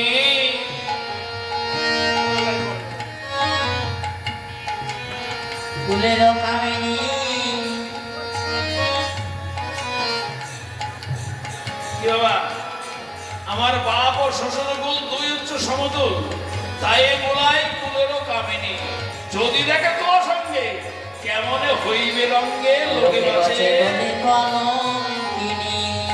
বন্ধু, এই সময় যদি তোমার সঙ্গে আমাকে দেখে তাহলে তোমার কিন্তু পুরুষ মানুষ তোমার কিছুই হবে না আমার কলঙ্ক হবে তাই বলি বধু তুমি যাও বধু চেপে চেপে বধুকে দেখাচ্ছি এইবার গোবিন্দ আমার জেগে উঠলেন যেমন জেগে উঠলেন অমনি সুশীতল জল দিয়ে প্রাণ গোবিন্দের হাত পা ধুইয়ে দিলেন যেখানে যে বিগত হয়েছিল বেশ সুন্দর করে সাজিয়ে দিলেন একেবারে সুন্দর করে সাজিয়ে দিলেন যেখানে যা লাগে এবার গোবিন্দ বলে রাধে গো তুমি তোমার প্রতিদিন সাজাও আমি আজকে তোমাকে সাজিয়ে দিই এইবার গোবিন্দ আমার রাধারানীকে সুন্দর করে সাজিয়ে দিলেন দুজনের সাজে গোজা হয়ে গেল এইবার রাধারানী ক্ষীরসর নবনীজা এনেছিল গোবিন্দকে সেবা দিলেন দিয়ে নিজে প্রসাদ বলেন এবং অন্তে সুনীগণকে মহাপ্রসাদ দিলেন দিয়ে গোবিন্দকে বলছেন হে একবারে দেহ বিদায়, দেহ বিদায়।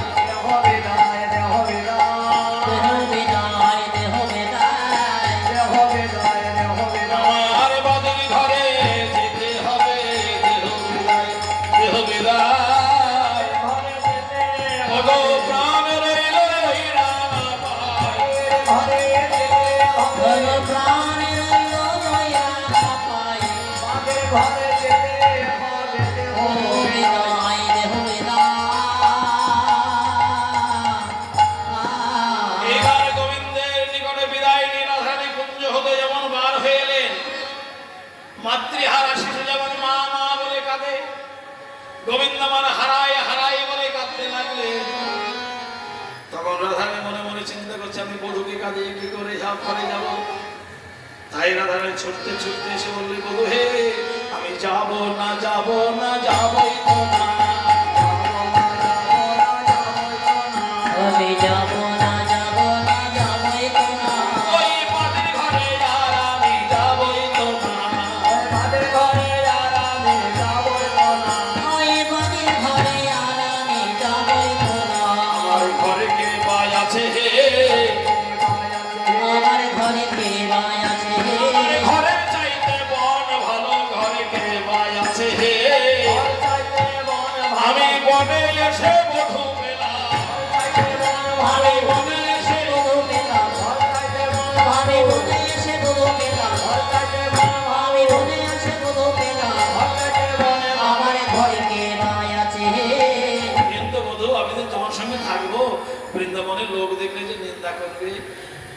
গোবিন্দ বলে, রাধে গো, যে বৃন্দাবনের মানুষ তোমাকে বলে কৃষ্ণ কলঙ্কিনী, সেই বৃন্দাবনে আর থাকবে না। বলে কোথায় যাবে? বলে নবদ্বীপ পালিয়ে গেল। এখনকার আমাদের ঘরে ছেলেমেয়েরা সব পালিয়ে যাচ্ছে না, ওই বেটাকে দেখেছে। বলছে আমরা পালিয়ে যাব নবদ্বীপ। বলে কি করে যাব?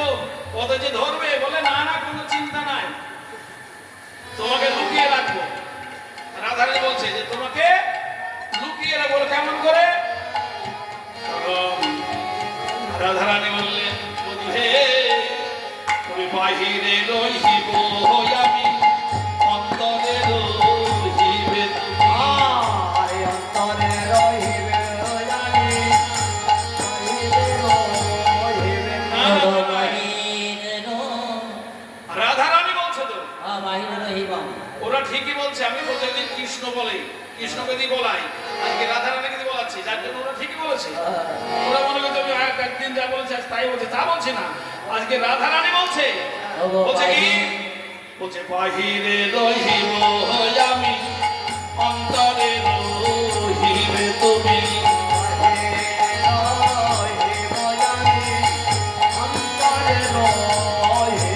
ওগো,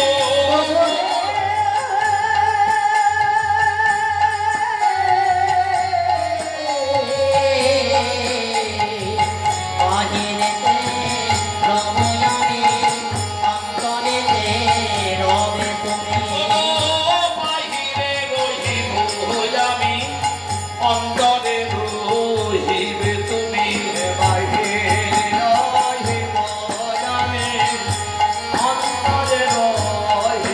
ওগো, গৌর হয়ে নদিয়াতে যাব, গৌর হয়ে নদিয়াতে যাব।